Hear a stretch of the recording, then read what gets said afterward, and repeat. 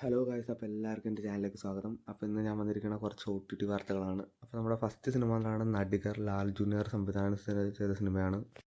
ഈ സിനിമ തിയേറ്ററിൽ ഒരു ഫ്ലോപ്പായിരുന്നു. ടൊവിനോയുടെ വൻ ബഡ്ജറ്റിൽ വന്ന സിനിമയായിരുന്നു. പക്ഷേ അത്യാവശ്യം നല്ലോണം കാസ്റ്റും സൗബിനും എല്ലാവരും ഉണ്ടായിരുന്നു. അപ്പോൾ നല്ലൊരു കാസ്റ്റിംഗ് ഉണ്ടായിരുന്നു. പക്ഷേ എങ്കിലും സിനിമ തിയേറ്ററിൽ ഫ്ലോപ്പായിരുന്നു. അപ്പോൾ ഇത് ഈ മാസം ഓഗസ്റ്റ് മാസം 8-ാം തീയതി സൈനാപ്ലേയിൽ കൂടെ റിലീസ് ചെയ്യുന്നുണ്ട്.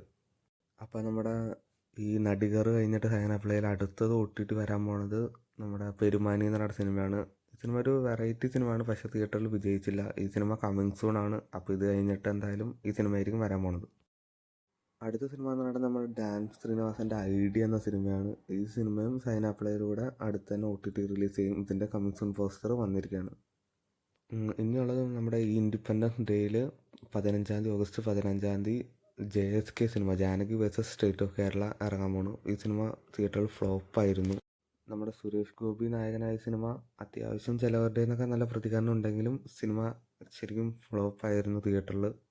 അപ്പം നിങ്ങൾ ഈ സിനിമ കാണാൻ ആഗ്രഹിക്കുന്നുണ്ടെങ്കിൽ 15-ാം തീയതി ZEE5 കാണാം. ഇനി അടുത്തത് ഖലീഫ എന്ന സിനിമയാണ്. ഈ സിനിമയുടെ ഷൂട്ടിങ് തുടങ്ങാൻ പോവാണ്.